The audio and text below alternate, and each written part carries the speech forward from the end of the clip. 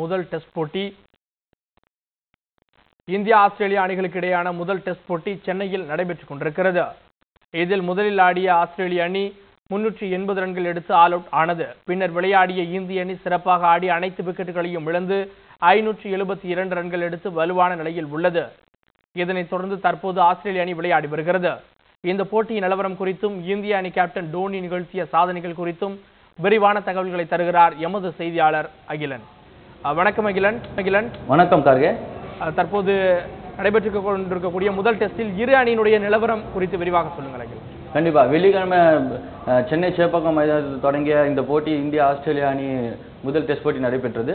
இதில் ஆஸ்திரேலியா அணி முதலில் பேட்டிங்கை தேர்வு செய்து நன்றாக ஆடி 380 ரன்கள் எடுத்தது. இதில் அந்த அணியின் கேப்டன் மைக்கேல் கிளார்க் 130 ரன்கள் எடுத்தார். இதில் முக்கியமாக சென்னையில் பிறந்து இந்திய அணி சுழல் பந்து வீச்சாளர் 7 விக்கெட் எடுத்து அஸ்வின் குமார் 7 விக்கெட் எடுத்து சாதனை படைச்சிருக்கு. இது கண்டிப்பாக பெரிய விஷயம்.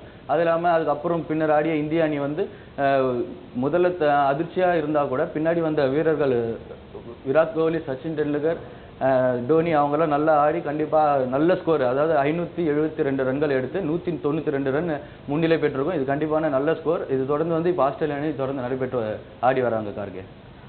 நேற்று நடைபெற்ற ஆட்டத்தில் இந்திய அணியினுடைய கேப்டன் டோனி நிகழ்த்திய ஒரு சாதனை பெரிதும் பேசப்படுகிறது. அந்த சாதனை குறித்து சொல்லுங்கள்.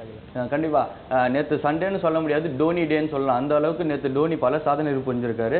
அது என்னன்னு பார்த்தோன்னா, இந்திய கேப்டன்கள் இதுவரை 3 பேர் இரட்டை சதங்கள் விளாசிருக்காங்க. இதுல நேற்று டோனி அடிச்ச இரட்டை சதங்களை சேர்த்து 4 இந்திய வீரர்கள் இதுல இருக்காங்க.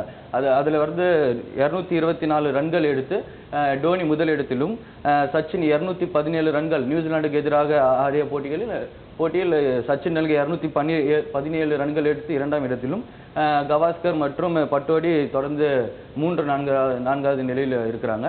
அது மட்டும் இல்லாமல் விக்கெட் கீப்பர்கள் இதுவரை 6 விக்கெட் கீப்பர்கள் இரட்டை சதம் அடித்த 6 வீரர்கள் உள்ளனர். அதில் 7வது நேற்று இரட்டை சதம் அடித்த டோனி 7வது வீரராக உள்ளார்.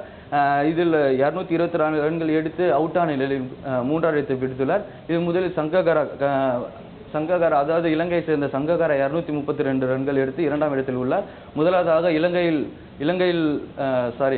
ஜிம்பாப்வே ஆண்டி கிளான்ஃபிளவர் அவர் 232 ரன்கள் எடுத்து முதலிடத்தில் உள்ளார். இது இவர் 224 ரன்கள் எடுத்திருந்தாலும் 3ஆவது இடத்தில் உள்ளார். இது இன்னும் ஒரு 10 ரன் இல்லை 12 ரன் எடுத்திருந்தா கண்டிப்பா இவர் இன்னொரு பெரிய சாதனை நிகழ்த்திருப்பாரு கார்கே. கண்டிப்பாக. இப்போது கொண்டிருக்கக்கூடிய போட்டியினுடைய முடிவு எவ்வாறு இருக்கும் அகிலன்?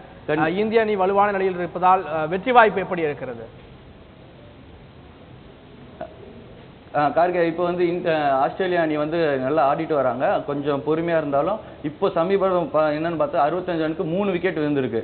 கண்டிப்பா இந்த சேப்பாக்கம் ஸ்டேடியத்துல முன்னிலை, அதாவது ஃபர்ஸ்ட் இன்னிங்ஸ்ல யார் முன்னிலை 100 ரன்களுக்கு மேல் முன்னிலை எடுத்தாலே அந்த அணி கண்டிப்பாக ஜெயிக்க முடியாத நிலை தான் இருக்கும்.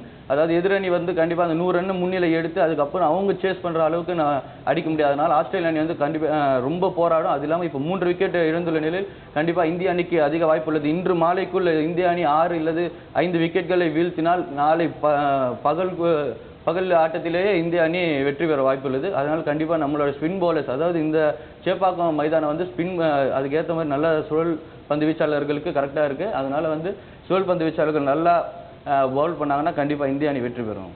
கண்டிப்பாக.